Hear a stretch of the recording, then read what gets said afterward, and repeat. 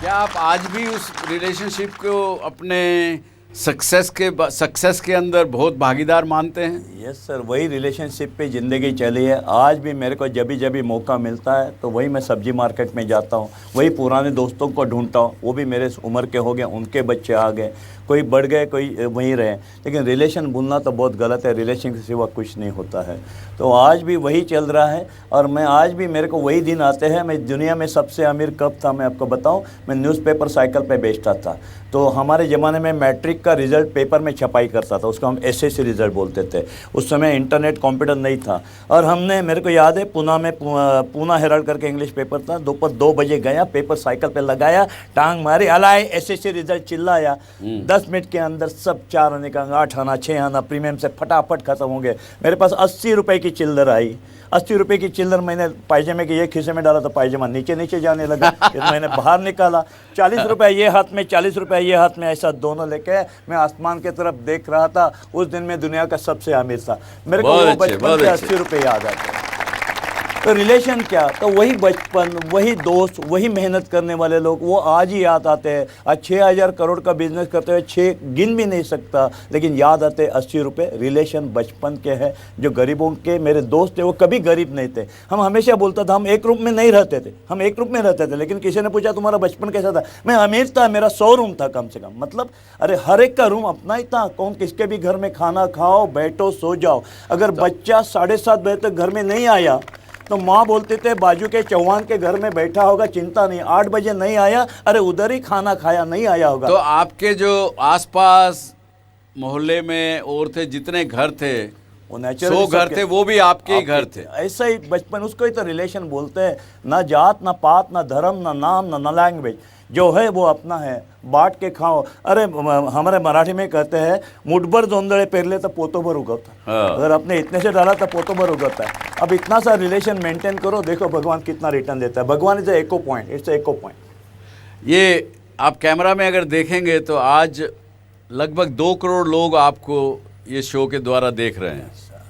उनको आप क्या कहना चाहेंगे? आपकी कोई ऐसी कोई घटना ज़िंदगी की जिसमें आपने रिलेशनशिप के कारण बहुत फ़ायदा लिया हो आपने, या किसी को दिया हो? ऐसा कोई उदाहरण मेरे दर्शकों को बताइए। नहीं, हमारा तो देने की ही आदत है, आप देते रहो। हमारे मराठी में तो यही विंदा करंदीकर की कविता बहुत फेमस है, देणाऱ्याने देत जावे, घेणाऱ्याने घेत राहावे, एके दिवशी घेणाऱ्याने देणाऱ्याचे हातच घ्यावे। यानी जिसको लेने की आदत पड़ेगी वो जिंदगी भर लेता ही रहेगा, मांगता ही रहेगा, कभी आगे नहीं बढ़ेगा। और जिसको देने की आदत होगी उसको भगवान इतना देगा कि वो देता ही रहे, देता ही रहे। यही बात है ना? यस जी, बहुत अच्छा विचार है आपके। पर फिर भी उनको आप कुछ घटना तो बताइए दर्शकों को। मेरा जिंदगी बोले तो सबकी कॉमन है घटना, खाली मेरे को आज चांस मिला आपके वजह से टीवी के सामने आया। तो इंडिया में ऐसे काफ़ी है, पूरे दुनिया में मेहनत करने वाले लड़के रहते, अपने अपने मेहनत से बहुत बड़े हो जाते। अभी बड़ों की व्याख्या, अगर आप पैसे वाला कितना, उसको बड़ों की व्याख्या नहीं करो। जो चैन से सो सकता है रात को मेहनत करने के बाद, वही मैं उसके हिसाब से बड़ा समझता हूँ। जो समाज को ज़्यादा से ज़्यादा सुख देता है, खुशी देता है, अपने परिवार को सुखी खुशी देता है, वही मेरे हिसाब से अमीर है। तो नेचुरली मेरे जैसे काफ़ी लोग हैं। डॉक्टर जी, आपके वजह से मेरे को सामने को आने को मिला। मैं इतना ही कहता हूँ कि जो भी मेरे ज़िंदगी में बचपन के मेरे जितने आजू बाजू के दोस्त थे, उनसे मैंने काफ़ी चीज़ सीखा।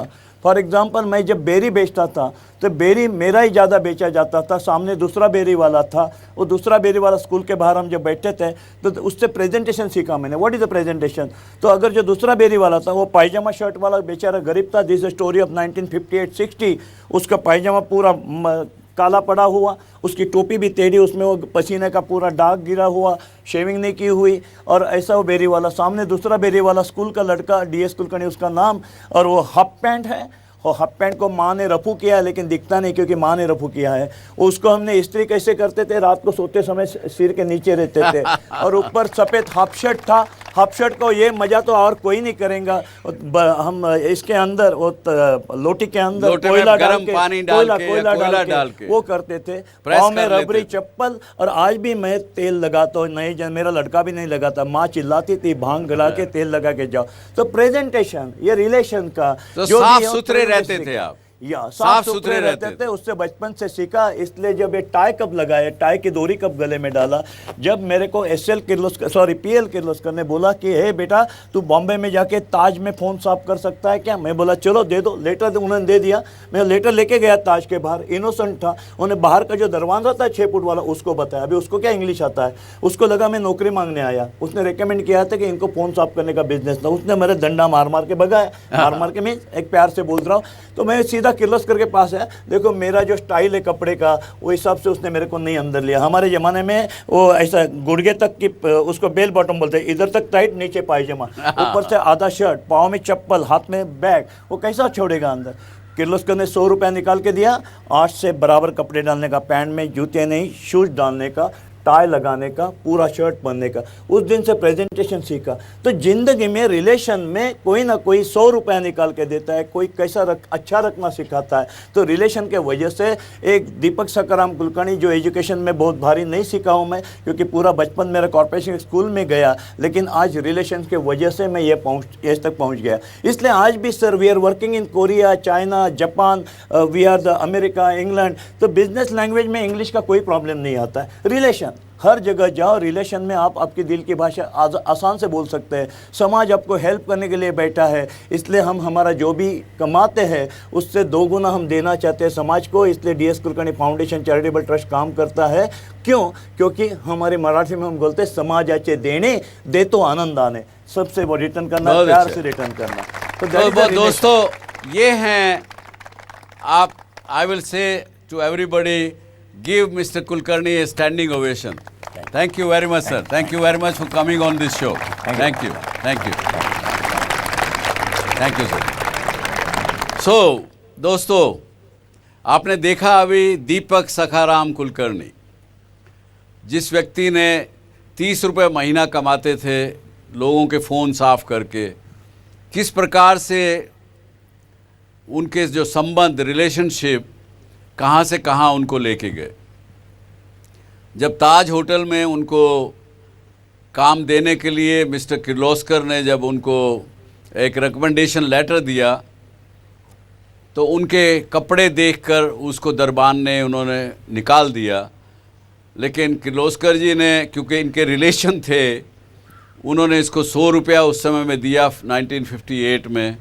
तब उन्होंने एक सूट बनवाया, टाई पहनना शुरू किया, वापस फिर ताज में गए, वहाँ काम करने शुरू किया, और वहाँ से आगे बढ़ते बढ़ते आज उसका DSK फाउंडेशन लोगों को देने के लिए है।